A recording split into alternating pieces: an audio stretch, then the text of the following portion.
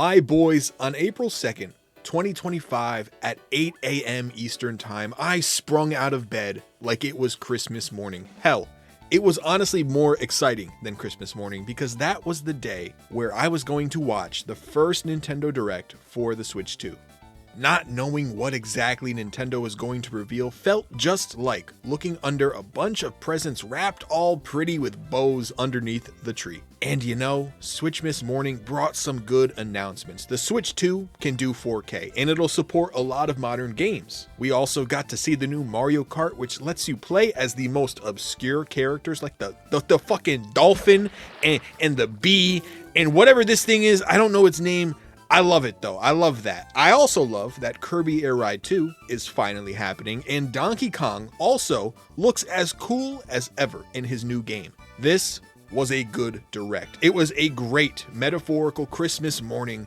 I got every toy I asked for, but then after the direct ended, something happened that left an awful aftertaste in my mouth. Yeah, I got every toy I asked for, but now I can't afford the batteries to actually use them. Enough with the metaphors though. What I'm trying to get at is $80 for a game is fucking insane. $80 for Mario Kart is preposterous.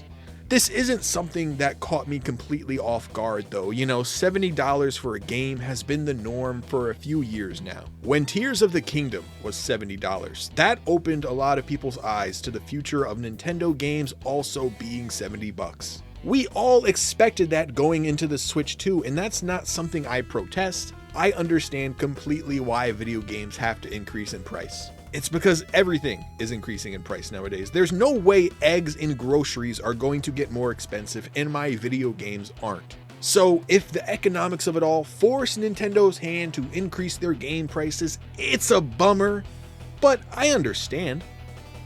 What I wouldn't understand is if Nintendo was picking and choosing what games they want to upcharge. And would you look at that? I don't understand. During the Direct, Nintendo was intentionally not giving us prices. They were bobbing and weaving, and while I was watching, I thought they would have told us the price toward the end, but they didn't. They just ended the Direct. The Direct that was all about giving the public important information surrounding the Switch 2 ended without telling us the prices. Now, I can understand that Nintendo may have been a little nervous disclosing the price for the viewers in the States, given the stress we're currently facing economically, but they shouldn't have not said anything. It would have been so much better hearing it from them, to hear them explain why it is that way. But no, a fucking Jeff Keighley tweet broke the news to me. $450 for the console, that's understandable. $70 for a game is understandable, but the pricing among games being inconsistent isn't. I can't wrap my brain around it. What about Mario Kart World is $80? I mean, yeah, the game innovates on the Mario Kart formula. Look at that. He's grinding on rails. That's cool. The game also does have an insane cast of characters, but at the end of the day, it's still Mario Kart. How is this $80 while the new Donkey Kong game, a new 3D Donkey Kong game, is $70? The last time we saw DK in the third dimension was 1999. In this new game, it looks clean. It seems to be pretty intensive too, with having destructible environments, like we see DK dig into the earth and tunnel and break off pieces of the environment and hurl it towards other parts that also get destroyed. Maybe I'm bugging here, but this feels like it should have been the $80 game. Why isn't this the $80 game? Is Mario Kart dead ass being upcharged solely because it has the name Mario Kart? Nintendo, you're begging me to play Crossworlds. This is why it would have just been a little better to hear this from Nintendo themselves. Maybe Mario Kart World did take a lot of development time and resources. Maybe that $80 price tag is justifiable when you look at the money they put into it. But Nintendo didn't keep it a buck with us, so I'm left to assume that it's being upcharged just because it's Mario Kart. Which is probably what's happening, because this is something we've seen Nintendo already do. Luigi's Mansion 2 HD, 60 bones. Metroid Prime Remastered, 40 bones, which when you look at these games compared to their original versions, that pricing feels backwards. Mansion 2 is deadass just an HD version of the 3DS version. It looks worse than Luigi's Mansion 3 but retails for the same price. While Metroid Prime Remastered is a big step up from the original, completely overhauling it, looking better than Mansion 2 HD and being one of the more impressive looking Switch games. Yet, it's only $40. Why? Well, until Nintendo can tell me why, I don't know. So I can only assume that it's because the Metroid brand just isn't as big as the Luigi's Mansion brand. And Nintendo knows that. They know more people will buy Luigi's Mansion 2, so they can get away with selling it for what most games retail for, despite the game's retail price being greater than what was spent on its development. Which is where it gets a little icky. I don't like that. I don't like the fact that some games will be upcharged because of their brand recognition. To experience that issue towards the middle and the end of the Switch's life cycle was one thing, but to have this experience on day one of the Nintendo Switch 2, it's worrisome. Although I now see that this is definitely why Nintendo was really promoting the fact that people can now share games with things like digital game cards and the Switch 2 supporting Game Share, which is essentially just DS download play. I'm pretty happy they brought that back. And with these options, at least I can lend my financially unstable homie DK Bonanza so he has the chance to play it.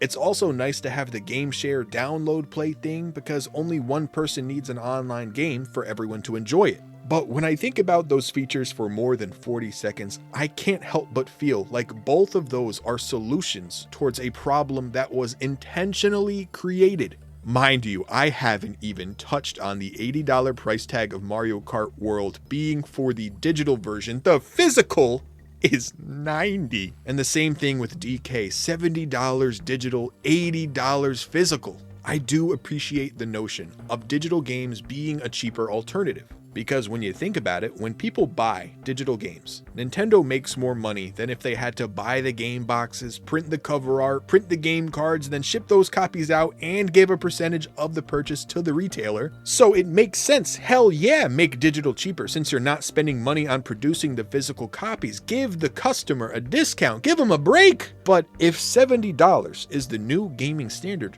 shouldn't Switch 2 digital games be $60 and the physical versions be $70? I don't understand why digital is $70 and physical is $80, especially when other modern games are $70 for both physical and digital versions. There's no other way to phrase my frustration other than saying it just doesn't make sense. This doesn't make sense. Now, of course, there are going to be people out there who aren't fazed by these prices and will say to the people complaining something along the lines of womp womp, don't be broke, get your money up, not your funny up. And as an adult with a job, these prices suck. But at the end of the day, I can still buy myself Mario Kart World or Donkey Kong Bonanza. Yeah, maybe I have to save a little more and plan on putting some extra money aside to do so, but if I really want a game, I can make it work. But I'm not thinking about myself right now. I'm thinking about the youngins, the children, the kids who don't have disposable income and have parents putting their hard-earned money toward 100 other things. Seriously, how are the kids supposed to game in this economy?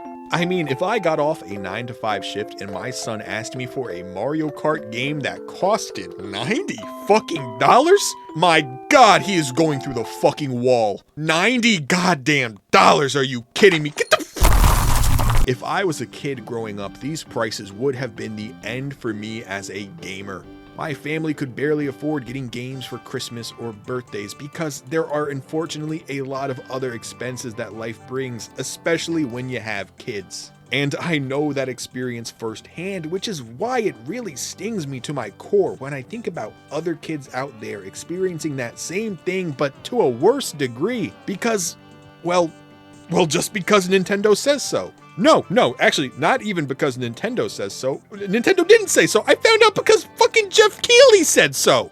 Oh my God, 3DS Ambassador Program. 3DS Ambassador Program, if you can hear me, please save me, 3DS Ambassador Program. My boys, I am sorry if this video seems pessimistic. I'm just really confused and maybe a little mad at this pricing. And you know what? I hope you guys are too because we can't support this. This can't be okay. This can't become the norm. Yeah, I have a delivery for a Mr. Colin Cuts. Oh yeah, you can leave it right there. Dude,